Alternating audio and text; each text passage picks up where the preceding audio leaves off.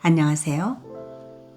귀로 여는 세상 영심이의 책방 가족 여러분 환영합니다.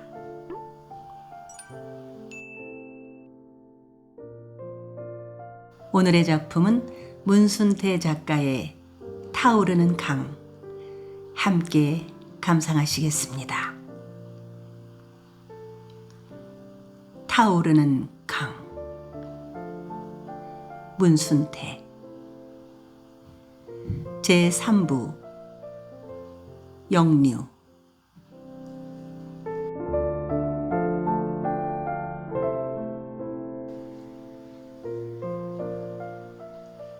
그러던 어느 날 영산포의 입성이 깨끗하고 허우대가 멀쑥한 웬 사람들이 나타나서 폐경이 되어버린 새끼네들을 여기저기 살펴보며 돌아다녔다. 뒤늦게 서원이 간심을 하러 나온 것인 것도 아닐 것이고, 그렇다고 따라다니는 관속 패거리도 한 사람도 없는 걸 보아 수조관도 아닌 듯 싶었다. 그는 새끼네뿐만 아니고 며칠 동안 영산강 주변 대한발로 폐농이 된 전답들을 두루 살펴보는 것이었다. 경선궁의 엄상궁한테 빌붙어 사는 전성창이라는 사람이었다. 양태가 높은 죽사 진사립에 은옥색 한산 세못이 호두루마기를 입은 전성창은 영산포 선창 객주집 과부 할미집에 머물러 있으면서 누구를 만나는 것도 아니고 조반을 뜨자 들로 기어 나갔다가 해넘이 무렵에야 돌아오곤 하였다. 쌀을 실어내가는 장사꾼이나 무선을 부리는 뱃사람도 아닌 것 같고 점잖고 지체 높은 대갓집 양반답게 뒷짐을 지고 선창거리를 왔다 갔다 하는 전선창의 모습을 눈여겨본 선창 사람들은 그가 무엇을 하는 누구인가 궁금하여 슬며시 과부 할미한테 물어보았지만 객주집 늙은 주인 역시 아는 바가 없었다. 요게 할멈 걔 있나? 새벽부터 추적추적 가을비가 내려 출입을 못하고 방구석에 붙받쳐 있던 전성창이 다급하게 과부 할미를 불렀다. 좋은 옷에 한양말을 쓰는 전성창을 사또 모시듯 하고 있는 과부 할미는 건넌방에서 다급하게 부르는 소리를 듣고 부엌에서 설거지를 하다 말고 물 묻은 손을 치마에 쓱쓱 문지르며 불이 나게 달려나갔다. 날이 부르셨는가요? 과부 할미가 지척을 하자 전성창은 뾰꼬미 방문을 열고 밖을 내다보았다. 아직도 비가 내리고 있었다. 전성창은 하늘을 올려다보는 듯 싶더니 할멈한테 물어볼 말이 있어 그러네 하고 토마루 아래로 시선을 내렸다. 네, 무슨 말씀이시온지. 이 고장 집집마다 텅텅 비어 있으니 어찌된 일인가? 전성창은 번연히 알고 있으면서도 능청스럽게 물었다. 그의 묻는 말에 과부 할미는 고개를 바짝 들어 전성창을 똑바로 쳐다보았다. 그것도 모르는 것을 보니 어쩌면 이 세상 사람이 아닐지도 모른다는 뜨악한 눈으로 전성창의 얼굴을 되작거려 수석여 보았다. 다들 어디로 갔는가? 아니, 나으리께서는 모르시고 그러시오? 허허, 모르니 묻는 거 아닌가? 소매똥냥질을 나갔답니다요. 소매똥냥이라니? 농사를 망쳤는디 가만히 앉아서 영상강물에 흙 몰아묻고 삭으시오. 그러면서 과부 할미는 밑둥꽃 둘이 별것을 다 묻는다는 실뚝머룩한 표정으로 입을 삐죽거렸다. 엎친 데 덮친 격으로 조세 거 좀 텀턱스럽게 나왔답니다요. 그래? 전성창은 안 됐다 싶게 혀까지 끌끌 차며 가느다랗게 실눈을 뜨고 다시 하늘을 쳐다보았다. 이보게 할멈. 과부 할미가 버릇처럼 입맛을 쩝쩝 다시며 돌아서려는데 다시 전성창이 불러 세웠다.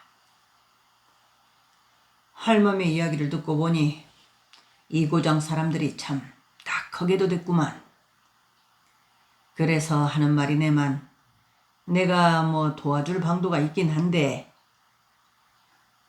전성창은 실눈으로 과부 할미를 내려다보며 말에 꼬리를 깔고 뭉그작거렸다. 나리께서 도와줄 방도가 있다굽쇼? 있긴 있지. 참말이쇼?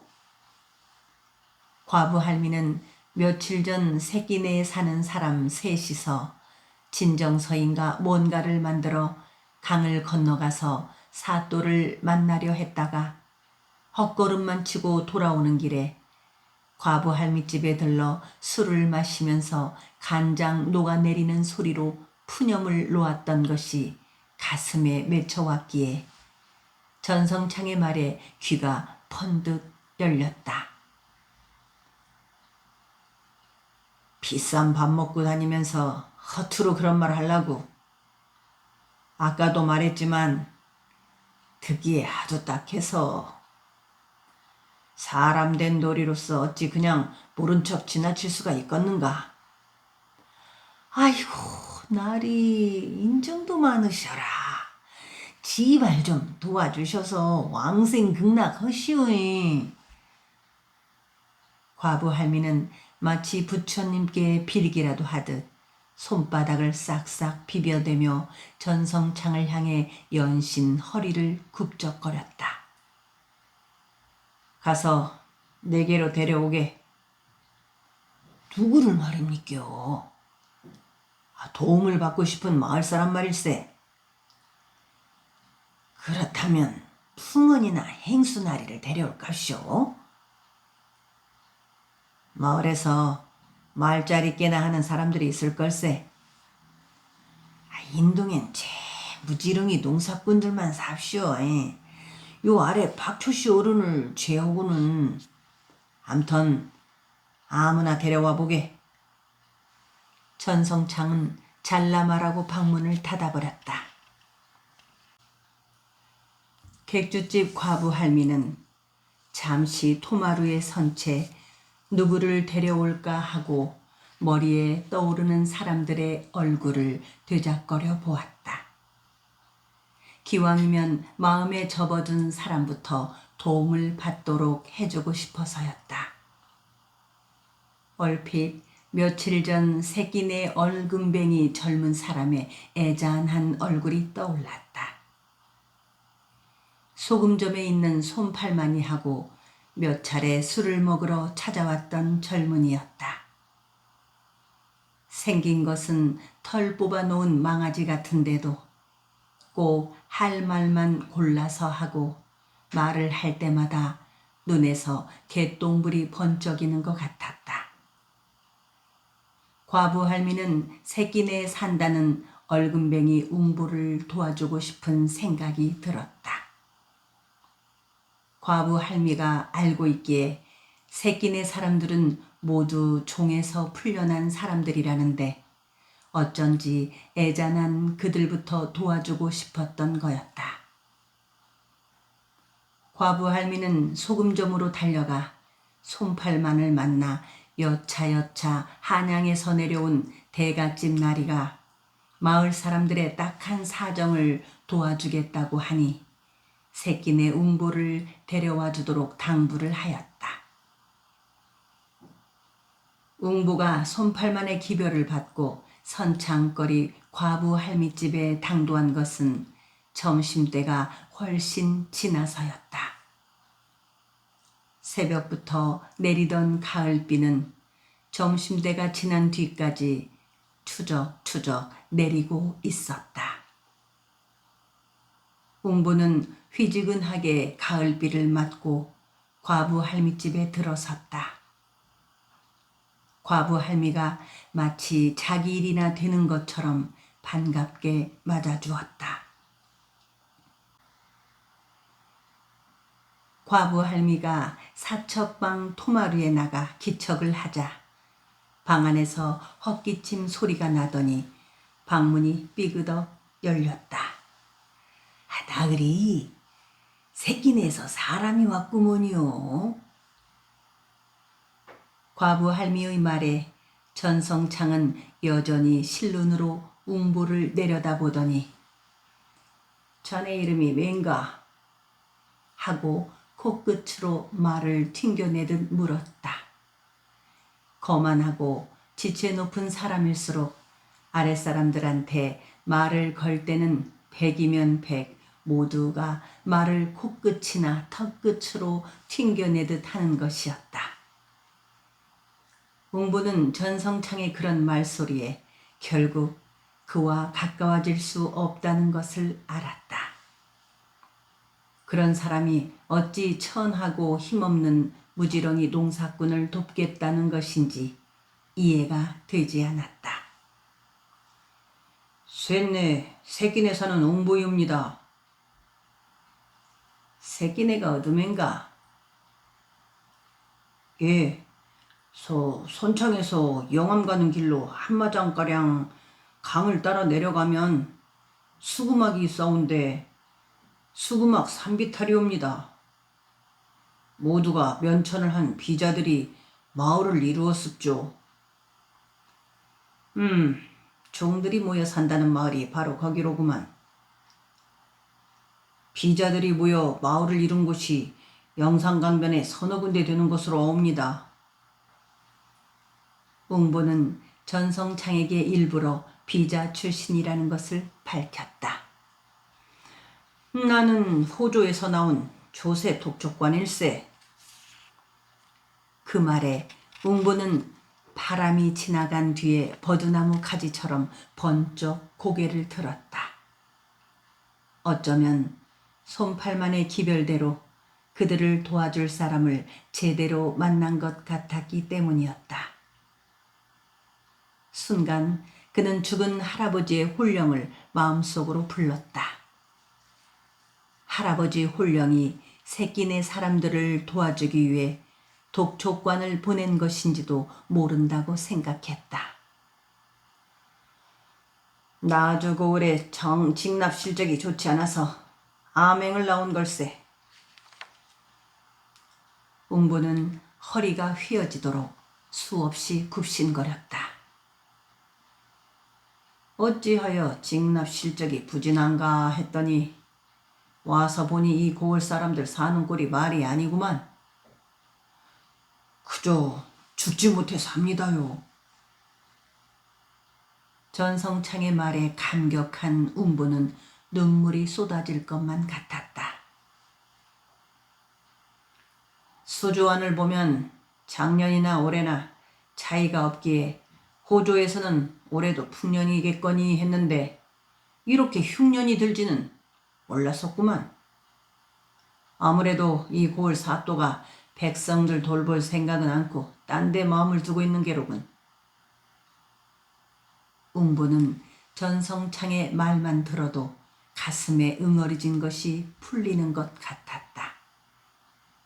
그는 마음속으로 이제는 살았구나 하고 부르짖었다. 암행을 나온 호조의 독촉관이 이렇듯 실정을 알고 있다면 조세 탕감은 물론이려니와 마땅히 이듬해로 연기가 될 것이 분명하지 않겠는가 싶었다. 웅보는 진심으로 감격했다. 지금껏 이처럼 가난한 백성들의 속사정을 알아주는 관속은 처음 대해본 웅보는 하늘을 향해 합장을 하고 머리를 숙였다. 백성들이 이 도탄에 빠져 있는데도 수령들은 진율할 생각은 하지 않고 조세 독촉만 했으니 해서 차마 그대로 보고만 있을 수 없어서 내가 좀 도와주려고 하네. 나으리 그렇게만 해주신다면이야 그 큰 은혜를 무엇으로 갚을값이오. 이 두 눈으로 사정을 똑똑히 본 이상 이대로 모른 척 할 수는 없는 일이네. 내 호조에 건의하여 올해 나온 조세를 탕감하여 내년으로 연기를 해주도록 해보겠네. 이 은혜 백골 난망이옵니다요. 내 뜻을 근동 사람들한테 널리 알려줄 수가 있겠는가? 여부가 있겠습니까요? 그렇다면 자네가 근동을 돌아다니면서 마을 유지들이나 향수, 풍언들을 불러오게. 내 그들에게 자상한 이야기를 해주고 싶네. 네, 지금 당장 쇳내가 뛰어댕깁시오. 그럼 부탁하겠네. 그럼. 웅보는 덩실덩실 어깨춤을 추듯 과부 할미집을 나왔다. 그는 객주집에서 나온 길로 지체하지 않고 선창 안마을로 뛰어갔다. 그날 밤에 웅부의 전가를 받은 영산포 근동 유지들 20~20명이 선창 과부 할미집으로 찾아들었다. 전성창은 그들에게도 웅부에게 했던 말을 되풀이하였다.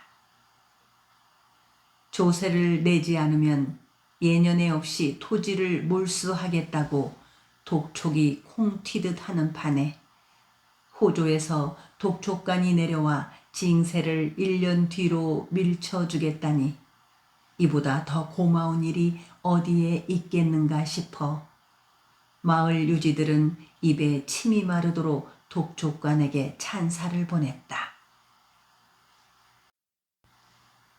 네, 곧 올라가면 이 고을 백성들의 어려운 실정을 호조에 낱낱이 개진하여 올 직납을 내년으로 연기시켜 주도록 할 것이로되 만일에 조정에서 이를 들어주지 않을 시는 내가 대납을 할 것이니 내년에 농사를 잘 지어 별리 없이 갚아주기 바라오. 전성창은 토마루에 서서 일장 연설을 하듯 말을 계속했다. 누누이 말하거니와 삼강께우서는 백성들의 이 딱한 처지를 결코 모른 척 하시지 않을 것이오. 그러니 여러분들은 나만 믿으시오. 그러면서 전성창은 각 마을 호호마다 부과된 조세의 내용과 마을에 남아있는 사람, 타처로 떠난 사람들을 구분, 전답의 소유를 기장하여 다음 날 아침까지 가져다 달라고 부탁하였다. 헌데 나으리 시방 남아있는 사람들이야 새가 얼마나 나왔는지 많이 알지만 타관으로 입동량가 베린 사람들 것은 확연히 알 수가 없겠는디요. 웅보의 말에 모두들 고개를 끄덕였다. 좋소. 그렇다면 남아있는 사람들 것만 기장을 해주시오. 전성창이 원하던 대로 다음날 아침에 마을 유지들은 소유한 전답과 부과된 조세의 내역을 소상하게 적은 장부를 가져다 주었다. 마을 유지들이 밝혀온 장부에는 읍곡, 지죽, 상곡의 세 면에서 고향을 등지고 타관으로 입벌이를 나간 이 농민들의 토지만도 4만 마직이나 되었다. 아니, 주인 없는 토지가 이렇게 많다는 말이오? 전성창이 놀란 얼굴로 물었다. 주인이 없는 것은 아닙지요. 내년 봄이 되면 농사를 지으러 돌아올 텐게요. 그렇긴 하요만 이렇게들 많은 사람들이 토지를 버리고 떠났다니. 토지를 버린 것이 아닙니다요. 그들은 아주 떠난 것이 아닙니다요. 웅보는 전성창이 무엇을 잘못 알고 있는 것 같아 그렇게 말해 주었다.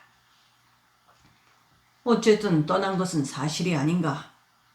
그리고 농사를 짓지 않았으니 토지를 버린 것이나 마찬가지고. 전성창이 버럭 화를 내자 웅보는 괜히 가슴이 떨렸다. 아니옵니다, 나으리. 농사를 짓지 못한 것은 비가 안 와서. 허허, 이 사람이. 전성창이 다시 웅보를 향해 실눈을 날카롭게 치뜨며 쏘아보자 웅보는 안타까운 듯 답답한 얼굴로 전성창을 마주 보았다.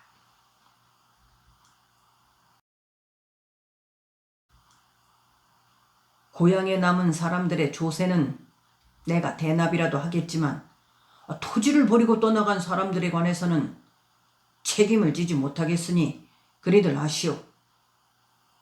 돌아올지 안 돌아올지도 모르는 사람들 것까지 대납을 해줄 수는 없지 않겠소. 아마 모르긴 해도 조정에서 징납을 1년 늦춰주지 않고 누가 대납을 해주지 않으면 이 고을 3계면의 4만 마지기 농토는 부득이 조정에서 몰수하고 말 것이오. 전성창은 갑자기 언성을 높이며 처음 웅보를 대했을 때처럼 콧끝으로 말을 튕겨냈다. 아닙니다요.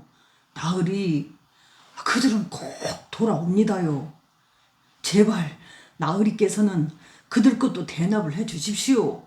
부탁입니다요. 웅보는 여러 사람들 앞에서 나서며 애원을 했다. 그러나 전성창은 방문을 닫고 안으로 들어가 버렸다.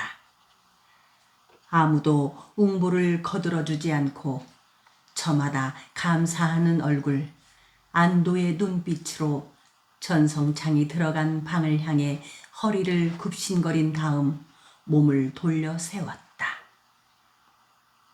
떠난 사람들이야 어찌되건 내가 살았으니 그만이라는 그런 얼굴들이었다. 웅보는 만일 전성창의 말대로 고향을 떠난 사람들의 토지를 조정에서 몰수를 해버린다면 내년 봄에 틀림없이 돌아올 염주근이며 판쇠, 덕칠이 그 밖에 30집도 더 되는 새끼네 사람들의 얼굴을 차마 대할 수 없을 것만 같았다. 그리고 아무리 1년치 조세를 내지 못했다고 해서 조정에서 토지를 몰수한다는 것은 있을 수 없는 일이라고 생각했다. 허나 대부분의 사람들은 당장 조세를 물지 않아도 된 고마운 생각에만 사로잡혀 입동량을 위해 잠시 고향을 떠난 사람들에 대한 걱정은 잠시 뒤로 밀쳐놓은 채 했다. 영산포 근동 사람들은 전성창에 대한 고마운 뜻을 표하기 위해 선창 과부 할미 집에 몰려왔다. 그들은 밤을 삶아오기도 하고 감을 가져오는 사람이 있는가 하면 도토리묵을 만들어 오기도 하였다. 제사상에 올릴 대추며 곶감을 가져오는 사람들도 있었다. 참말로 아주머니, 떡도 싸야 사먹는 법인디 손톱만큼도 이 끝이 없는 일에 발벗고 도와주시니 이런 고마운 양반이 하늘 아래 또 누가 있겠는가요잉? 두 말하면 춘향전이제. 참말로 독촉간 나리는 하늘이 보내주신 양반이여. 그런 어른한테 무엇을 준들 아깝겠는가? 이 사람아, 그렇다면 자네 옆에내라도 앵겨줘서 그려? 땅을 잃지 않게 되었는디 옆편내가 대순감? 그들은 모이기만 하면 독촉관 전상창의 이야기로 꽃을 피우곤 했다. 관속이라면 을에 토색질밖에 할 줄 모르는 것으로 알고 있던 터에 조세를 탕감 연기해 주도록 하고 그것이 어려우면 자기가 대납을 해주겠다니 그런 고마운 사람이 세상 천지 어디에 있다는 말인가. 전성창은 선창 과부 할미집에서 며칠을 더 묵었다. 그는 마을을 돌아다니며 굶주리는 농민들을 위로해 주기까지 하였다. 그가 세곡선을 타고 떠날 때 수많은 영산포 근동 사람들이 선창까지 나와서 배웅해 주었다. 전성창이 떠나자 선창까지 배웅을 나왔던 마을 유지들은 독촉관의 고마운 뜻에 10,000,000,000이라도 보답을 해주는 마음으로 송덕비를 세워주자고 서둘렀다. 누구 하나 반대하는 사람이 없었다. 그들은 다음 해에 풍년이 들면 선창거리 한복판에 송덕비를 세워주기로 언약을 하고 헤어졌다. 전성창이 왔다 간 뒤로 나주 관찰부에서는 조세 독촉을 하지 않았다. 조세를 내라고 찾아오는 관속이 하나도 없었다. 그것이 모두 독촉관의 입김 때문이겠거니 하고 은근히 어깨에 힘을 주었다. 새끼네 사람들은 조세 독촉만 받지 않아도 살 것만 같았다. 그들은 활개를 치고 선창 나들이를 하며 입벌이를 하였다.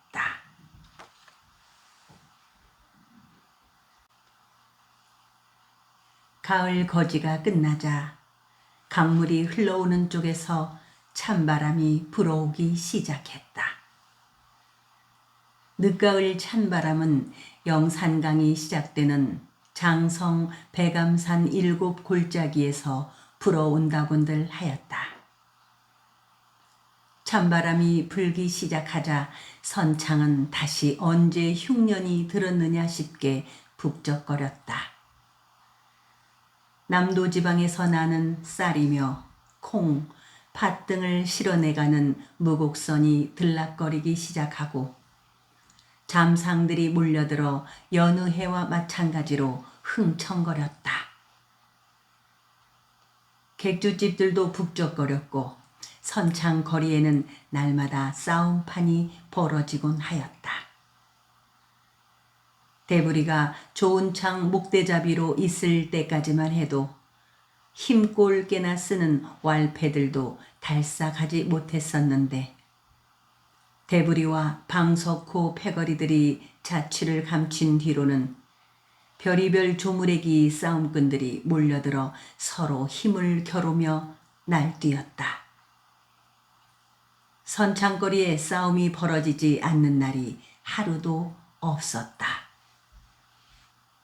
건달 패거리들은 할 일 없이 어슬렁거리며 객주집마다 찾아다니며 괜한 일에 트집을 부리고 찍자를 놓기가 일쑤였으며 공수를 퍼마시고 지랄들이었다.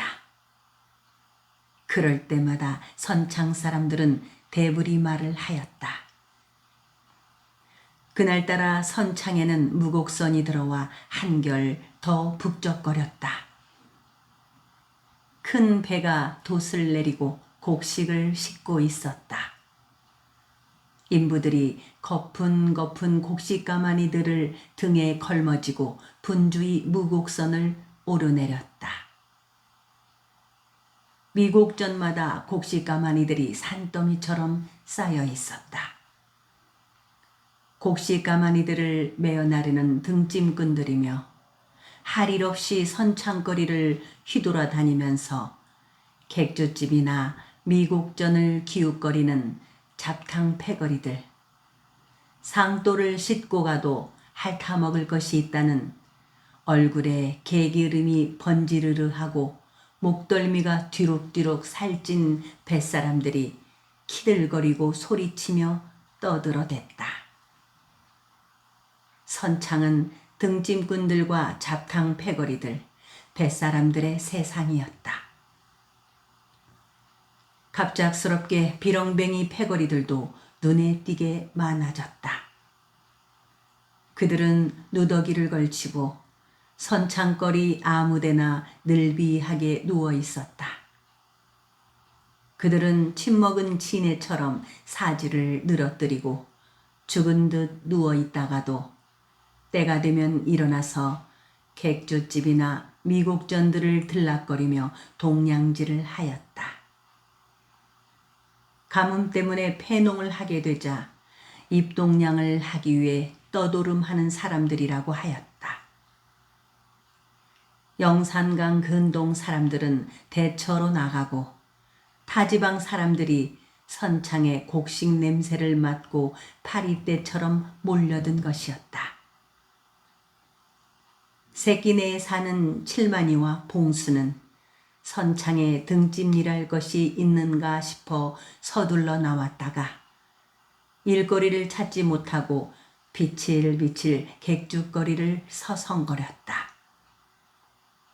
칠만이는 솜팔만의 아우였고 봉수는 덕진에서 종살이를 하다가 풀려난 뒤 잠시 영산강 양수척 패거리들을 따라다니던 중에 새끼네 사람들을 만나 반년 남짓 새끼네에 눌러 살고 있었다. 그들은 17의 동갑나기로 만나자마자 친구가 되었다. 뼈대가 굵어 근력이 단단한 젊은이들이었다. 봉수는 칠만이가 선창 소금점에 있는 형님한테 가면 등짐꾼 일자리를 쉽게 구할 것이라고 하여 따라 나섰는데 헛걸음을 치고만 거였다. 칠만이의 형님 솜팔만의 말로는 선창 무곡선의 등짐꾼들은 햇곡이 나오기도 전에 이미 수가 차버렸다고 하였다. 칠만이와 봉수는 떼죽나무집 주막을 지나 시끌시끌하게 떠드는 소리가 나는 째본네 술집 쪽으로 갔다. 새로 생긴 술집이었다. 술집에서는 여자들의 노랫소리가 흐드러지게 흘러나왔다. 오르며 내리며 만날 적마다 매님 그리워 눈짓만 하네. 요놈의 종자야 치마끈 놓아라. 외벌로 감친 폭이 콩 튀듯 터진다. 애누아 좋아라. 애누아 좋아라. 죽으면 죽었지 나는 못 놓겠네. 노래가 끝나자 간드러진 여자들의 웃음소리와 함께 손뼉 치는 소리가 터져 나왔다. 그들이 술집 문 밖에 주춤거리고 서 있을 때 덩치가 콩깍지 똥만한 뱃사람 서너시 비틀거리며 나왔다. 술집 안에서 흐드러진 웃음소리와 함께 녹두전 지지는 냄새가 진동했다. 쑥 들어가자. 칠만이가 팔을 잡아 끌었지만 봉수가 한사코 머뭇거렸다. 아야 병신아, 불알 찬 놈이 왜 이래요? 형님한테 탄 돈이 있는데 무슨 걱정이요? 칠만이가 꽥 소리를 내질렀다. 그는 다짜고짜 봉수를 술집 안으로 때밀어 넣으며 쑥 들어섰다. 둘이는 처음 가보는 술집이었다. 선창거리 주막마다 행창 논단이들이 우글거려 돈만 몇 입 쥐어주면 얼마든지 붙들어 안고 놀아날 수 있다는 소문을 들은 그들은 오래전부터 몸과 마음이 근질거려 참을 수가 없었다. 그래서 큰맘 먹고 선창에 나가 등짐꾼 일을 해서 번 돈으로 주막에 찾아가 술을 마시고 논다니와 한번 놀아보고 싶어 소금점 팔만이 형을 찾아왔던 것이다. 그들은 일자리는 얻지 못했으나 팔만이 형이 쥐어준 돈이 수중에 있었는지라 그 돈을 믿고 힘을 내어 흐드러진 여자들의 웃음소리에 끌려 주막 안으로 발을 들여놓게 되었다. 평상을 놓은 술청에는 한패거리들의 뱃사람들이 여자들을 옆구리에 끼고 포실하게 술상을 벌이고 있었다. 칠만이와 봉수가 지싯지싯 들어서자 주모인 듯 싶은 나이가 지긋한 여자가 그들의 휘즈근한 형색을 위아래로 뜯어보더니 네 길 찾으러 왔남? 하고 뾰족한 턱 끝에 힘을 주며 물었다. 칠만이는 주모의 묻는 말에는 들은 신용도 않고 평상 모서리에 턱 걸쳐 앉아서 술판이 벌어진 뱃사람들 쪽으로 고개를 돌렸다. 이 총각, 네 길 찾으러 왔냔께. 우리도 술 한 사발 주시오. 칠만이는 봉수를 옆에 끌어안치고 나서 생김이 모지락스러워 보이는 주모를 올려다보며 튕겨내는 목소리로 말했다. 주모는 칠만이한테서 술 주문을 받고도 콧방귀 끼는 얼굴로 돌아서서는 목이 긴 술병을 들고 분주하게 덤벙대는 겨룹처럼 깡마른 남자에게로 갔다. 야, 자 요년들아, 은행나무도 마주서야 열매가 있고 손뼉도 마주쳐야 소리가 나는 법이란다. 이를 맹글라면 이리 뽀짝뽀짝 죄 앉아라. 옳거니 장작불과 계집은 쑤셔거려야 불이 붙는 법이니께 무릎 위에 앉혀놓고 설라무니 차근차근 쑤석거려야지. 야, 이 양반아, 콩밭에 가서 두부 찾고 있네. 일에 순서도 모름시롱 부채 쌓기만 하면 무슨 일이 된단가요? 요년아, 죽수 시킬 동안이 급하다고 안 허두냐. 새벽달 좀 보려고 초저녁 버텀 나 앉으랴? 허먼 요년들아, 꽃본 나비 물본 기러기가 체면 차리게 되었느냐. 내년들이 얌 좀 뺀다고 해서 각관 기생 열려 안 되고 까마귀 하가 안 되는 법이다. 하지만요, 까마귀 거머도 정분거정 거무란 법은 없지 않겠어요? 사내들의 목에 낙지발처럼 쩍쩍 달라붙는 여자들도 제법 지지 않고 말을 받아 넘겼다. 제본의 주막에는 행창이 둘 있었다. 포동포동한 몸매에 얼굴이 양푼처럼 넙대대한 21팍의 여자와 몸피가 갈대처럼 얄캉하고 얼굴이 갸름한 30이 넘었을 것 같은 여자가 있었다. 젊은 여자는 팔랑개비를 삶아 먹었는지 노상 시시덕거리기를 좋아했고 나이가 많은 여자는 말수가 적었다. 그녀는 근심이 가득한 얼굴에 새치름하게 앉아서 사내들이 부담고 장작불 수석이듯 하여도 허리를 꼬지도 키들거리지도 않았다. 이년이 봉이 되려고 이리 얌전을 떠남? 코끝이 두리뭉실하고 찍어매어 단 팔자눈을 한 뱃사람이 나이 많은 여자의 말기끈을 풀어 헤친 채 이리 되작 저리 되작 온몸을 수석거려대도 고드름 뒤적이듯 별 반응이 없자 화가 난 목소리로 투덜댔다. 몽댕이로 호랭이 잡듯 하시는구만 그려? 젊은 여자가 팔자 눈을 한 뱃사람을 향해 눈을 흘겼다.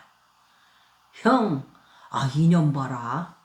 가재는 개편이라더니 편을 드는구나. 야, 이년아, 옆에서 장구를 치면 춤을 춰야 할 게 아니냐? 아이 사람아, 서두르지 마소. 계집이란 제 아무리 요조 숙녀도 이불 속에서는 천하의 장년이 되는 법이네. 포동포동한 젊은 계집을 옆구리에 낀 배불뚝이 사내가 푸실푸실 웃으며 남자 눈에 옆구리를 쥐어박았다. 허나 두루 춘풍인데 이거 나만 맹가? 기만 나는 숭늉이 더 뜨거운 거 몰라? 그렇다면 이불을 가져올래? 이불은 방에 있네. 이 사람아, 술 먼저 마시고 닭털은 천천히 뜨세. 옳거니 쭉지 부러진 닭 어디 갈라고. 손칠만은 옆자리의 뱃사람들이 떠드는 소리를 들으며 술상을 받았다. 술집에 처음 와본 그는 방망이질 해듯 마음이 떨렸다. 봉수를 앞세우고 으스대며 들어서긴 했지만 만일 팔만이 형님이 아는 날에는 뼈를 추리지도 못할 것이었다. 집에 형수한테 갖다 주라는 돈으로 술을 마시고 있자니 목에 힘을 주어도 자꾸만 오금이 저려왔다. 어느 사이에 술 한 사발을 단숨에 벌컥벌컥 들이켠 봉수는 벌써부터 주막에서 나가자고 눈짓을 하였다. 그도 어지간히 간덩이가 죄어드는 모양이었다. 초란히 발바닥을 달고 댕기남. 왜 그리 자발을 떨었었냐? 칠만이는 봉수의 재촉에 오금을 받고 느긋하게 입맛을 쩝쩝 다시며 뱃사람의 품에 안긴 행창들을 훔쳐보았다. 속마음으로야 홍두깨질을 해대도 봉수한테는 문문하게 보이지 않으려고 애를 썼다. 그들이 술청에 앉아있는 사이 동양아치들이 뺀질나게 들락거렸다. 그때마다 주막 주인인 예의 겨룹처럼 빼빼 마른 사내가 끝에 쇠창이 박힌 작대기를 휘둘러 내쫓곤 하였다. 아이고, 이놈의 동양아치들 땜시 못 살겠구만. 어디서 그렇게 많은 동양아치들이 몰려왔는지 원. 주막 주인은 아예 작대기를 들고 사리문 옆에 앉아 있었다. 밤에 다시 올 텐께 칼칼이 씻고 기다려라. 뱃사람들이 불쾌하게 취해서 주막을 나가며 쪼르르 배웅을 하는 행창들에게 말했다. 아주머니, 허드렛 일러는 사람 안 쓰실러우? 뱃사람들이 너저분하게 버려놓은 퇴주상을 치우고 있는 주모에게 칠만이가 뚜벅 물었다. 사람을 쓰다니 무슨 벌이가 좋다고 사람을 써. 논단이라면 또 몰라도. 쇠때 밥만 먹여주세요. 요새 같은 흉년에 밥 먹여주기가 어디 그리 쉴랑감? 그러시면은 아침 저녁 두 끼만 먹여주세요. 총각이 있으려고? 아주머니 부탁해요. 그러자 주모는 퇴주상을 훔치다 말고 짜짜시 손칠만을 들여다보았다. 그때 한 패거리의 동양아치들이 몰려왔다. 그들은 주막 주인이 작대기를 휘둘러대며 냉큼 나가라고 소리를 질러대도 꿈쩍하지 않고 술국이라도 한 모금만 달라고 숨 넘어가는 소리로 애원성이었다. 이것들 봐라. 비렁뱅이 먹여 살리려고 술장사하는 줄 아는겨? 채독에 묵은 양식 또박또박 챙겨놓고 사는 양반집으로들 가봐. 주막 주인이 혼자 힘으로는 너댓 명이나 되는 동양아치들을 쫓아내지 못할 것 같자 칠만이가 벌떡 일어서며 고함을 쳤다. 그래도 동양아치들이 꿈쩍하지 않자 칠만이는 주막 주인의 손에서 쇠꼬챙이를 붙인 작대기를 빼앗다시피 하여 인정사정 없이 마구 휘둘러댔다.